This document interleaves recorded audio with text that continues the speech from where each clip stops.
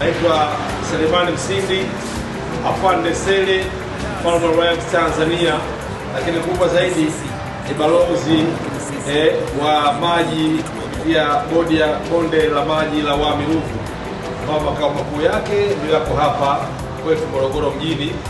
Morogoro ambayo ndio tuseme ni mtungi wa maji wa kuhifadhi maji yanayohudumia jiji kubwa la Dar es Salaam, kwa Pwani na mkoa wa Morogoro wenyewe na maeneo mengine ya pembeni.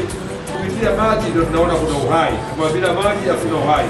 Hata usalama wa taifa, hata usalama wako binafsi tunategemea sana upatikanaji wa maji ambao bonde ndio lenye dhamana.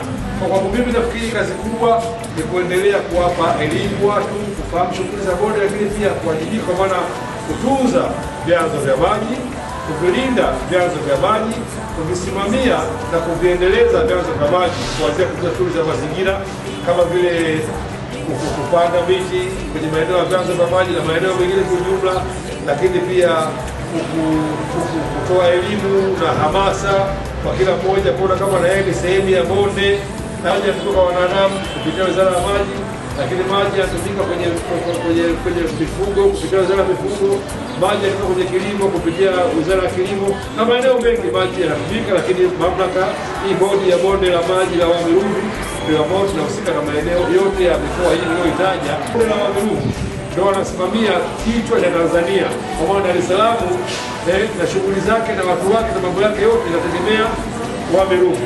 Lakini pia tunafahamu uchumi wa nchi ni viwanda, na viwanda vingi kwenye nchi yetu kwa mkoa wa Pwani. Mkoa wa Pwani pia wanategemea Wami Ruvu. Morogoro wenyewe ambao ndio kitovu cha kila kitu, ndio ziwa linalotulisha maji kwenye majiji kubwa na miji mingine, inategemea Wami Ruvu, na Wami Ruvu iko Morogoro. Kwa hiyo kwangu mimi kama balozi, tushirikiane kama nilivyosema zamani kwamba tuuze milima yetu, tuuze misitu, tutafute vibanda. Kama unachimba kisima nyumbani kwako, usijichimbie kisima kiolela.